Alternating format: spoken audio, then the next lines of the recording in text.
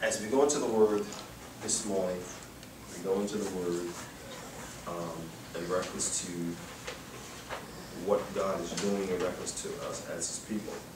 And I really want you to open up your spirit and understand what God is saying. And we continue to say the same thing on a continual basis.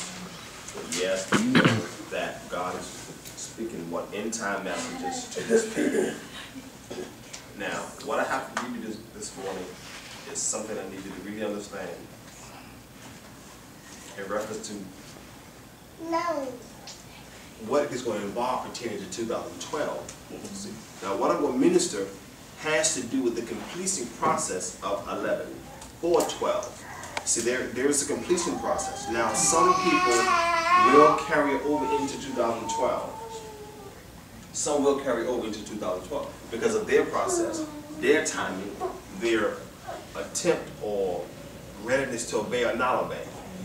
Now, you got to remember, we understand that we deal with things pertaining to God's calendar and not just the physical, what we call a physical calendar. It's based on God's calendar and time. Now, what we got to understand is this. Being that that's the case, I want us to understand that God still will deal with us according to our calendar.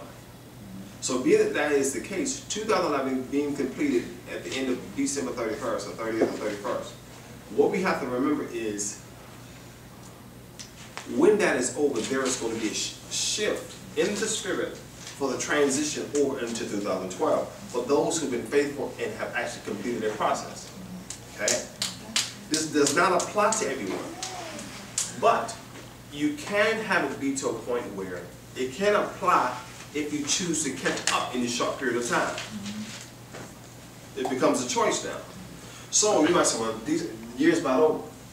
But at the same time, there's a process where you can catch up on some things, and God, out of His mercy, grant that process when you transition into 12, like you've completed 11 right. Some still will not. Listen and be careful now. Many will go over into 2012 still with a process of things lingering from 2011. From obedience to cause to works. That's not been completed. So that means that there will be a carrying over that was not God's will, but He still have to deal with it because of the fact that the completion has to still be made. So now, with that being said, I want you to open up your spirit and understand what God is saying about this. Now, the other thing we have is this. You hear people, everyone saying, I'm getting ready to be elevated. I'm getting ready to go forth in God. I'm getting ready, God getting ready to take me to high places. You hear this, right? God getting ready to take me to high places. I'm getting ready to be elevated. Watch this. I want you to listen very carefully. Everybody's talking elevation. But now there's two things that need to happen before true elevation takes place, when it's ordained of God. You always hear me say this, that any structure can elevate you pertaining to titles and position. Okay?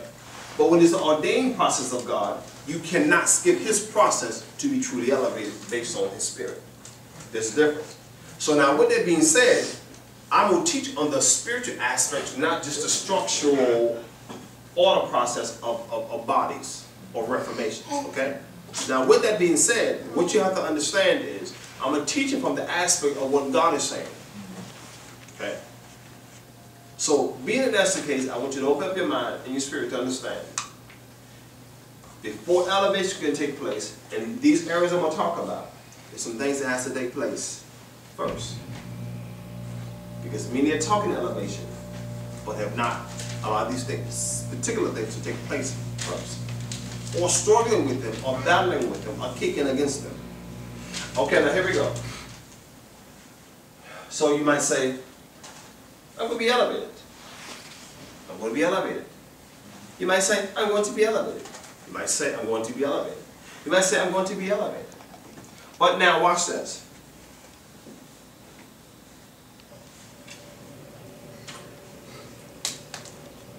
This is the message. Transition and transformation for elevation Are you ready and receiving, or are you rejecting it? Are you ready and receiving, or are you rejecting it? Transition and transformation. Elevation. See, because elevation is not going to come if you don't allow true transition, spiritual transition, and spiritual transformation. Has nothing to do with just being anointed. Has nothing to do with how long you've been saved. Has nothing to do with the fact that you're called. Has nothing to do with that. That's only a byproduct or a part of that process. But true spiritual transition and true spiritual transformation is what birthed one to a place of elevation. Now the question, which is rhetorical, is, are you ready and receiving, or are you rejecting it? And when I get into these nuggets about transition and transformation, you can understand what I mean by this. Because see, we say, oh, I'm receiving what God is doing. I'm receiving all that God is doing. I'm receiving all that God is doing. I'm receiving all that God is doing. Are we? Because when we get into these things, you understand exactly what I'm talking about. When we say, are we really receiving, or are we rejecting? See, we use these terms, where we receive all that God has for me. We use these terms. We do. And there's nothing wrong with that. But when you understand what transition is and transformation is, then you begin to understand what it means to be elevated. And when I say elevation, don't just think about someone being ordained as a pastor, a bishop, a apostle, a prophet, evangelist. Elevation comes in many forms. And many don't understand because they're thinking just those positions. You can be elevated in the spirit without having a position. Watch this now. So many are talking elevation and don't understand what it takes to be elevated. You can receive levels of elevation before you even get to a position of elevation. And we use the term realms in the spirit. Watch this. Transition and transformation. You know, you got the movie out now. Before the movie came out and they made it big, we used to watch it on TV when we were young. Transformers, Transformers, you know, and it transformed into all kind of cars and this and that, right? And we thought that was so neat. Transform. So basically what they do is transforming. And it's a form of transformation from some type of robot standing to a car. From a car back up to a robot.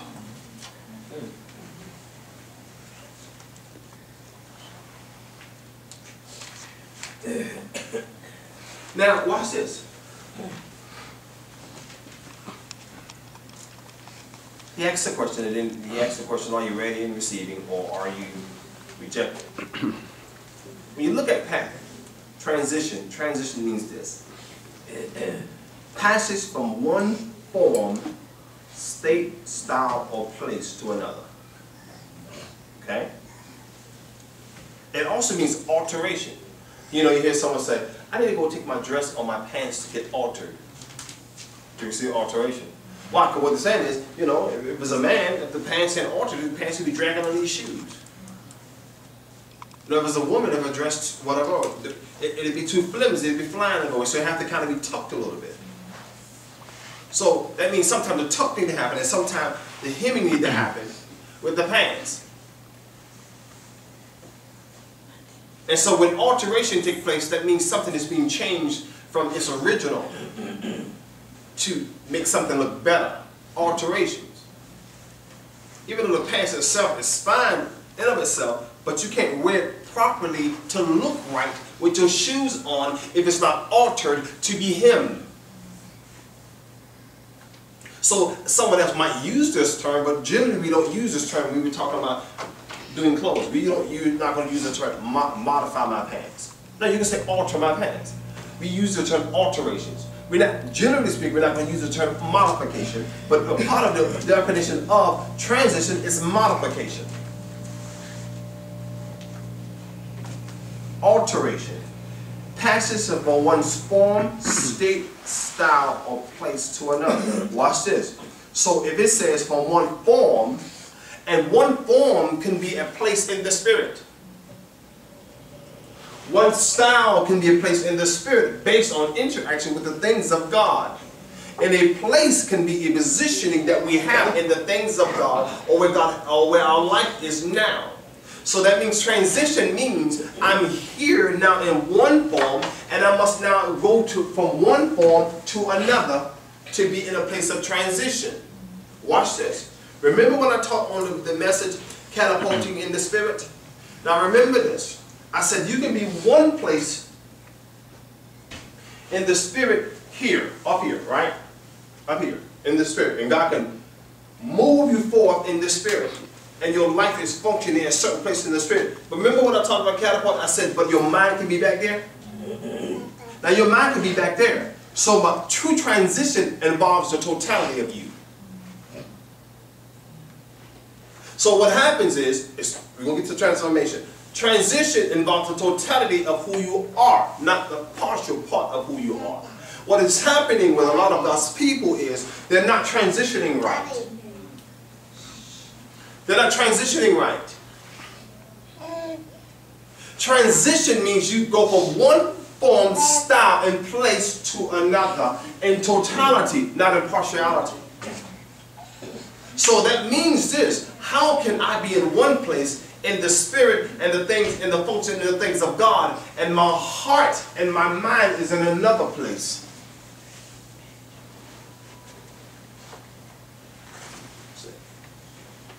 See, because I'm going to tell you something.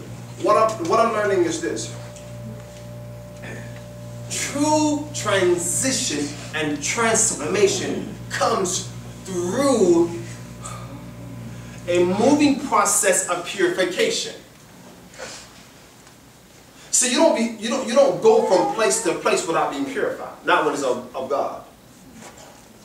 If you don't change or I don't change, that means we're not actually being properly elevated in the spirit. Because true proper elevation involves purification, while a walking process must continue.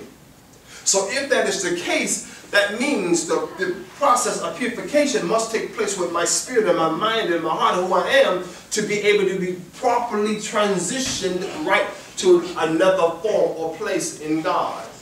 So what that means is this: the true vessels that's really being purged and washed by God and allowing the transition process to take place will truly wholeheartedly go from place to place to place to place to place, and the elevation in the spirit pertaining to their life in totality of who they are will be legitimate.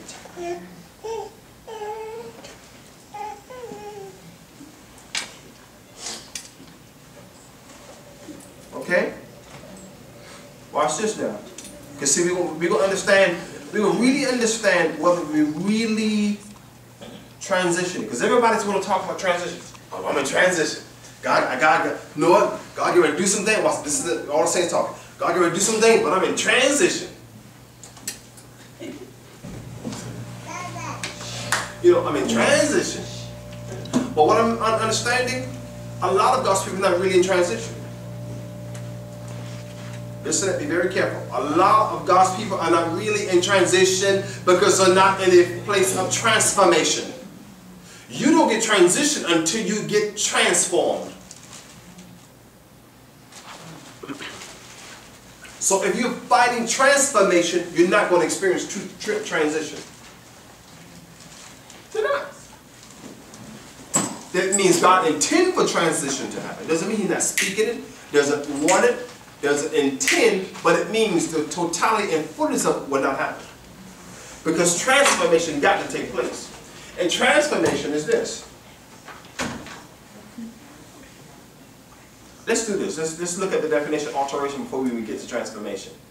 Let's look at the word alteration because that word was in the definition of transition. Now, alteration definition means an adjustment, change, or modification. An adjustment, change, or modification. So that means if watch this. Listen, it's very careful. That means if someone is in transition, that means it has to be changed. So if a person's not changing, they're not in transition.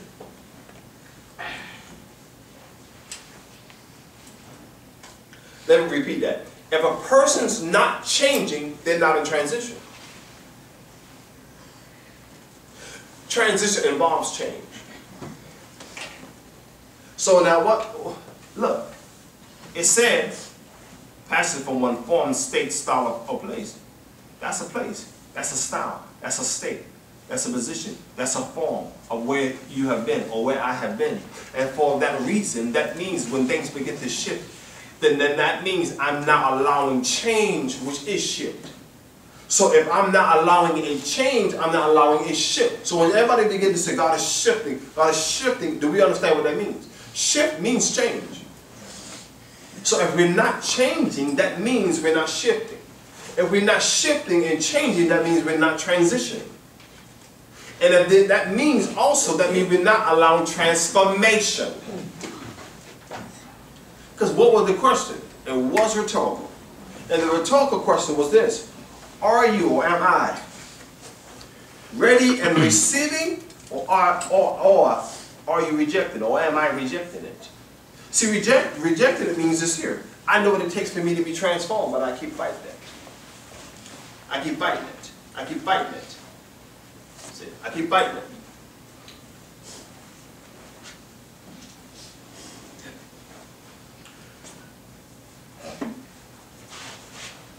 The word modification, which was in the definition of the word transition and alteration, it means this. Modification means to remake, revise, and redo. You hear people say, man, you need to, maybe we need to do your first work over. In that statement, people make that statement a lot. Well, sometimes to get to a place of elevation, you have to sometimes redo some things, remake some things, and revise some things. And we understand revise means to readjust. Revise also means make correction.